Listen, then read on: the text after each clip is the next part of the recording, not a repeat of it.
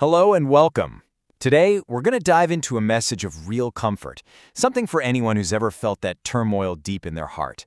We're calling this explainer the untroubled heart. You know, we've all been there, haven't we? That feeling of just inner turmoil. It can feel like this storm of fear, or maybe a thick fog of uncertainty. Or maybe it's just those constant nagging worries about what's coming next. It's a feeling every single one of us knows. Well, the source for our explainer today gives us this incredibly powerful invitation. It's a direct answer to that very feeling we were just talking about. This comes from the book of John, chapter 14, verse 1. And really, it sets the stage for everything we're about to unpack.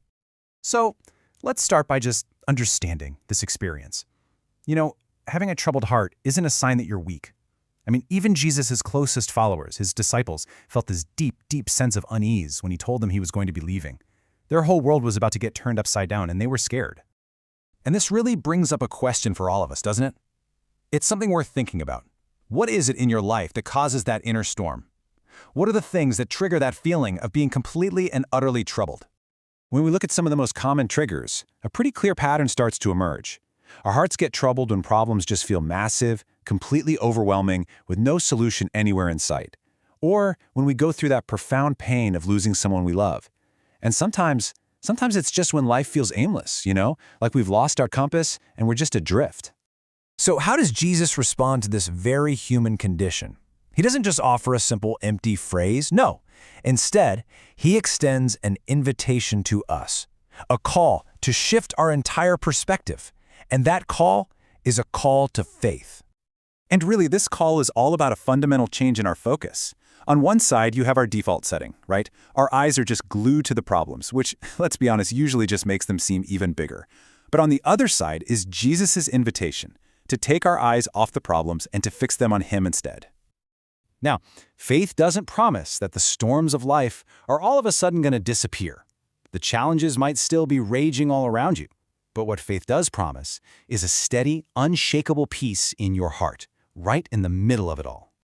And this leads us straight to the result, the fruit of actually accepting that call to faith. And that fruit is a deep, profound, and truly unique kind of peace. Jesus makes this promise himself, directly. He says, "Peace I leave with you, my peace I give to you."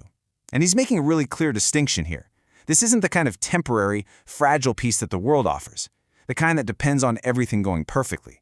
This is something else entirely.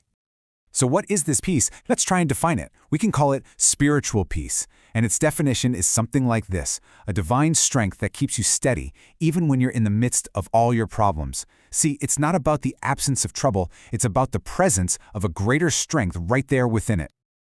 This peace is anchored in another incredible promise from that same chapter in John: "I will not leave you as orphans." And that's really the heart of it. The peace comes from knowing you are not alone.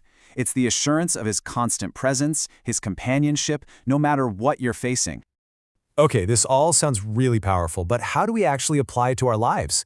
Let's explore some practical, actionable steps we can take every day. The source material lays out 4 really clear ways to do this. First, make a conscious choice. Choose faith over fear when you feel that anxiety rising. Second, open your heart and actually communicate those feelings through prayer. Third, ground yourself. Stand firm on the promises you find in God's Word. And finally, and this is a beautiful one, let your own peace and strength become an inspiration to other people who are struggling. And that brings us right back to where we started. We began with the problem of a troubled heart, and we're concluding with the powerful promise of an untroubled one. The core message from our source material is this direct, personal encouragement from Jesus, almost as if he's speaking to you right now. Let not your heart be troubled. This really highlights a powerful transformation. When we place our trust in him, that inner turmoil isn't just managed or pushed down. It's actually transformed into a deep and lasting peace. And that is why we can close this explainer with this powerful, personal declaration. In the middle of any challenge, we can stand with confidence and say, "My heart is not troubled because I believe in Jesus."